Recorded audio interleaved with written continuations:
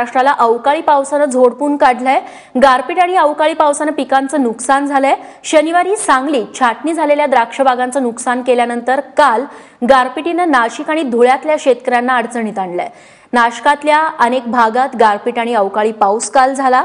सटाणा, निफाड, ओझर, नांदूर, शिंगोटे परिसरामध्ये गारपीट झाली। सटाणा तालुक्यातील नामपूर तसंच अंबासन, आसखेडा अशा अनेक गावात काल दुपारी 1 वाजण्याच्या दरम्यान वादळी वाऱ्यासोबत जोरदार पाऊस आणि गारा पडल्या। त्यामुळे डाळिंब, कांदा, गहू या पिकांचं मोठं नुकसान झालंय। सटाण्यात तर रस्त्यावरती ठिकठिकाणी गारांचा खच पडलेला बघायला मिळाला। तिकडे रात्री औरंगाबादच्या सिल्लोडमध्ये देखील वादळी वाऱ्यासोबत गारांचा पाऊस झाला। जवळपास 1.5 तास हलक्या सरी इथं बरसत होत्या।